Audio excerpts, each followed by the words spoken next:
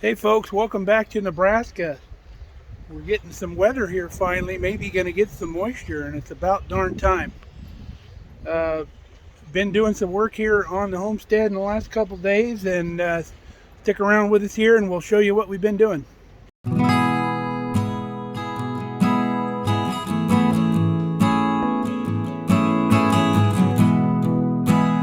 Buddy Steve showed up on Sunday. He's been helping us get some of this stuff done around the homestead. That's why we haven't been doing a lot of video here towards the first part of the week. Yeah, sorry. But brother from another mother here, we're glad to have him.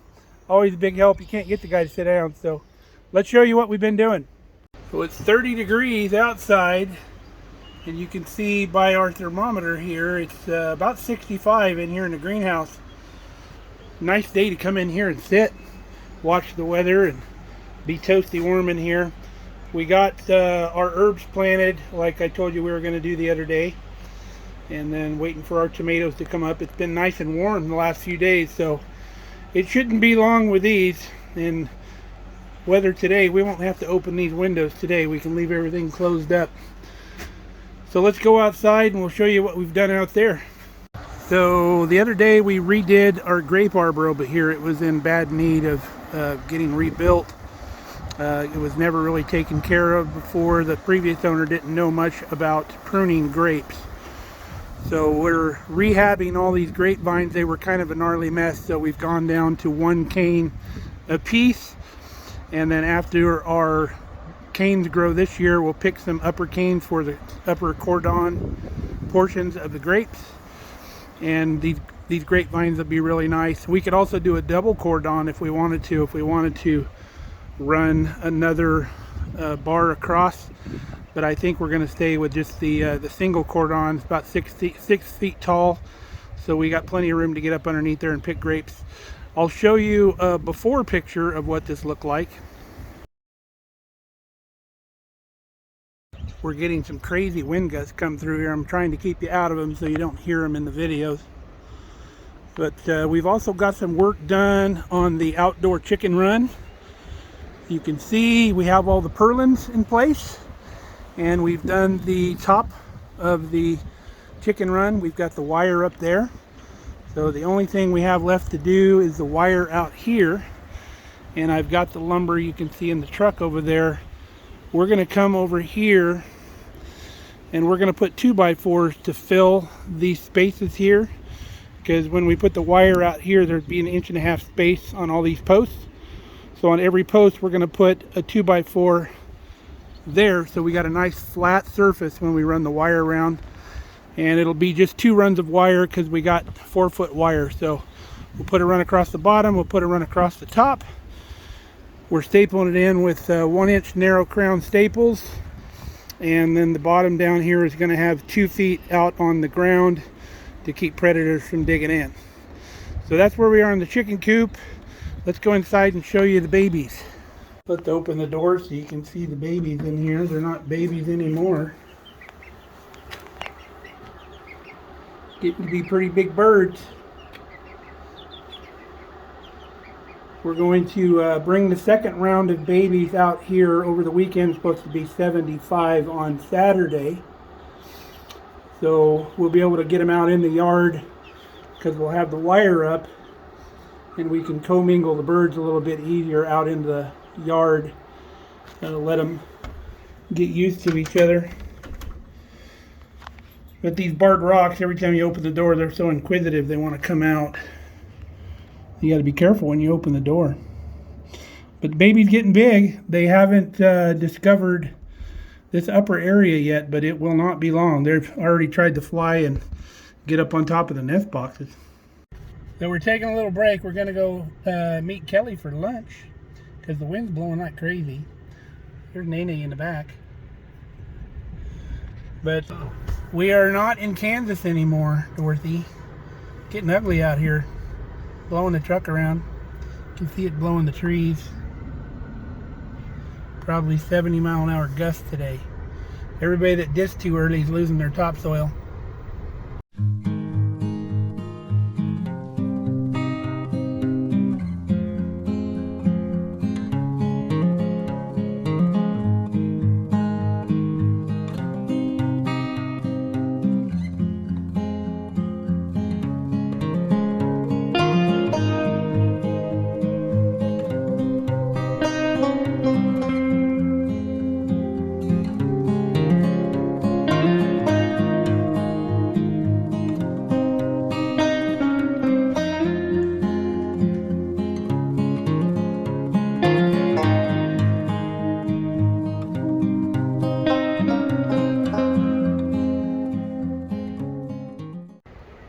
We are back from lunch. We're going to get back on this chicken coop project.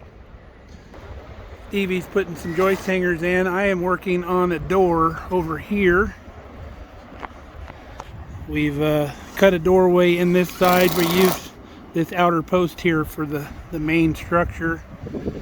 And then I just put the 1x stops all the way around. So now I'm going to make a door frame that's got a little bit of tolerance around the outside, and then we'll hang it in here, and then we'll make our diagonal brace, put the hinges on, and we'll get this thing screened and done. Alright, we came inside the shop, get out of the wind a little bit. So we're going to use full 2x4 pressure treated for the door. Everything out there is pressure treated so it'll stand up to weather. So using full 2x4 is what we're going to do, and this is not to scale. So we'll have 2 vertical boards, full 2x4 width, like that. One on each side of the door.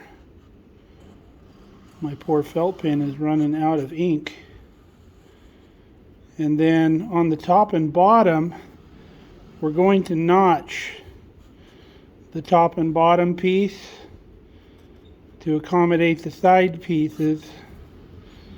So we're going to notch them at 1.5 inches. We're going to leave 1.5 inches web out here so we can put screws down into the vertical pieces, and we'll do that on top and bottom. Let me see if my pencil works a little better.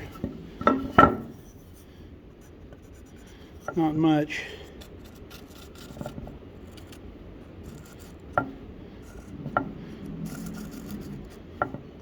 So just like this, we're going to notch the top and bottom boards. This will be 1.5 inches thick, and then we'll put screws into the side boards. And then we'll come back after we get the door hung in the opening and square all the way around with the same gap all the way around. We'll have the hinges screwed on one side permanent, and then temporarily we'll drill a couple holes through here, and we'll run a couple temporary screws into the door jamb just to hold this thing vertical where it needs to be to keep the correct gap all the way around. And then we're going to come in from the hinge side. We're going to cut a 2x4 that goes diagonal here, like this. Disregard that line. But we'll hold that up in the opening, and then we'll mark right on the wood where the cut needs to be. We'll make those cuts, we'll take it back out there, and then we'll screw it in. And we'll probably put some plates in here later to help tie that together. And then we may put some L brackets on the corners up here later. Let me see if I have some of those in my inventory. But that's what our door is going to look like. So I went out and measured our rough opening, which is 39 1/16 by 74 1/8. And I want a 1/4 inch gap all the way around the door. So that's going to come out to 38 9/16 and by 73 5/8. So that's how big we will make our frame. So the top and bottom pieces get cut full width. The side pieces are going to get cut 3 inches shorter, because you got 1.5 inches on top, 1.5 inches on bottom. So these will be 3 inches shorter than the overall rough opening. And then we can screw all this together. Okay, we got our top and bottom boards cut, and all we did to cut these is we set our fence to 1.5 inches at first, and we ran these in 3.5 inches, and then we set our saw at 3.5 inches with the width of a 2x4, and then we put the blade up to where it would meet the saw cut that we had on the other boards, so it would cut out the required amount there. Then always make sure you have a pusher board, a backer board behind it, because I got the fence set at 3.5 inches. If you were just to do this board alone, that little block would bind between the saw blade and cause problems and maybe kick back and throw it at you. So I always use a backer board to go ahead and push that block all the way through the blade so you don't have any issues. You can see this block here, if it was to get in here and bind in the saw, it's going to cause problems.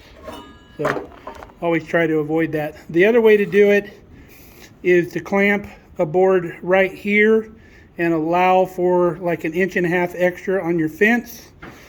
So when you come off of that board, you would run your board up against there. Obviously this would be longer where we could clamp it back here. And then when you come off that board wouldn't be moving. You would have 1.5 inches clearance to where that block wouldn't bind up in there. And then you would just push straight forward. You would measure here, and then you would push on through the blade. But there's our top and our bottom. So now we're going to measure the sideboards. Remember, our opening is 74 1/8 tall. So we have 1.5 inches here and 1.5 inches here. So we're going to have to subtract 3 inches off of that rough opening measurement, plus to allow for our 1/4 inch, that would be 3.5 inches. So quarter here, and then 3 inches for this. So 3.5 inches shorter than what our overall rough opening is. So I threw our longboard up on the table up here. Ended up being 70 inches and 70 5/8 of an inch is what we came out to. But I've got this board clamped against my table over here, so it can't move. And then I threw our board. This is the wrong orientation, but it allows me to set the width, and I can also run this board back and forth until I get things square. So throw your square on this board and you run it up to that board, and you can see that we're perfectly square. So what I'll do is I'll shove that board over, and I'll put a clamp, 2 clamps on that side to keep that board from moving, and then this frame will stay square while we flip these over and screw them into the end. So we've taken our drill and we pre-drilled our holes, because if we run a screw down there without pre-drilling, chances are this could split, and we don't want that to do that. So find a drill bit the same size as the shank of your bit, which was this portion right here, and drill your holes. Alright, our door frame is assembled, and you can see we've pre-drilled some holes about 3/4 of an inch in. I've done 4 of them. So when we set this in the frame, we can temporarily put some screws in these holes to hold our door frame with the right gap all the way around. So we've set the door in the frame. I have 1/4 inch shims underneath the bottom, so I don't have to hold it up, just set it down on the bottom. And then you just even your gap on both sides, and then we put those temporary screws in. And then we came up here on the top and did the same thing, even the gap up, put the screws in, gaps even across the top and all the way around. So now we're going to start putting hinges on this side, and then once we get those hinges on, we can take those screws out, and then we're going to bring our board that we're using for our diagonal brace. And you always want to go from the hinge side on the bottom to the far side on the top. That way it doesn't allow the door to sag, because it'll push down that way against a fixed hard position down there. If you were to do it the other way, this side can move around, so you don't want to do it the other way. So from here, which is a nice solid position, up to this corner, and then that will keep this corner from sagging. Now another thing you can do, as you've seen on screen doors before, if you put an eye screw down here and an eye screw up here, put a cable with a turnbuckle, you can turn that, tighten it up, and pull this end up if this end were to start sagging. But with our brace, we should not have that issue.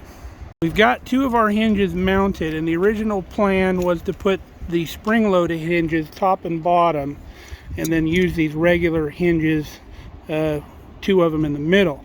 However, I noticed when I go to put these hinges on, the pivot point is different in these hinges.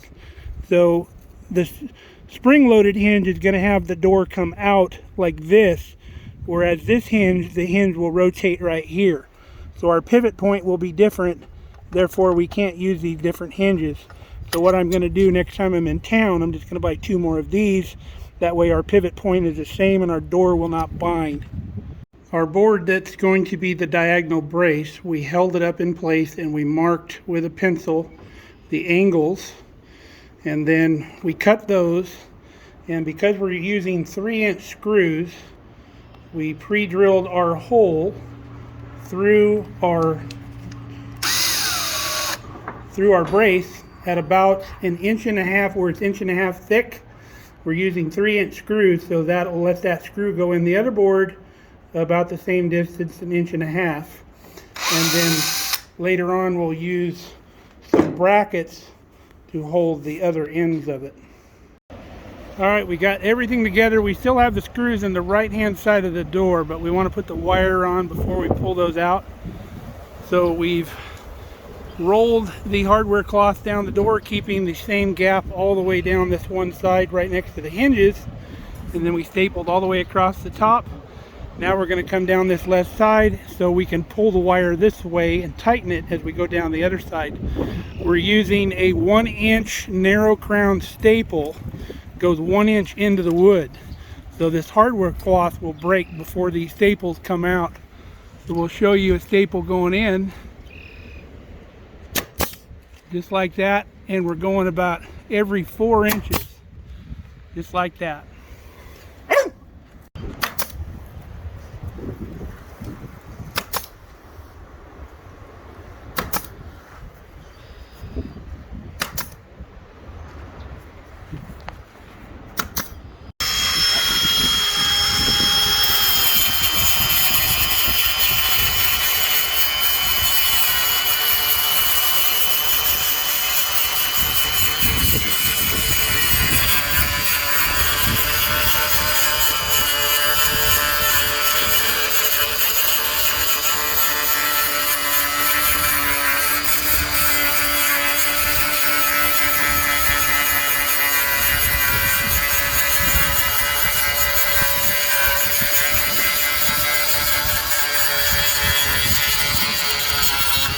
We've got our door just about done.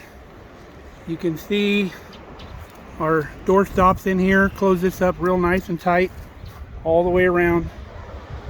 And then the other thing we did, our wheelbarrow is 34 inches wide, and when Kelly cleans the main part of the chicken coop out, the indoor area, she's going to be able to get a wheelbarrow through here because we made it 36 inches from the outside of the door stops.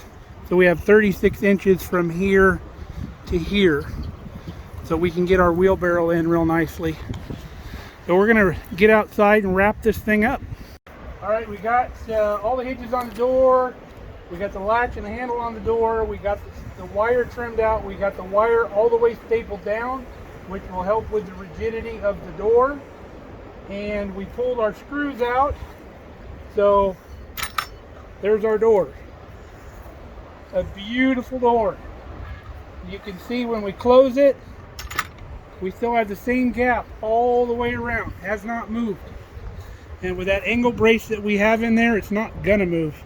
And just so happened in the Markelly Farm hardware store, we had some more of those hinges, so we were able to put those on. We added some L brackets in the corners down here just to tighten those up a little bit, top and bottom up here. We added some strong tie flat flanges on there for our angle brace, and that's all she wrote. So we are ready to put wire on the whole outside of this, but that's not a job for today because we're tired of being in the wind. So until next time, stay safe, stay healthy. We love you guys. Say bye to Steve. Bye. See you later.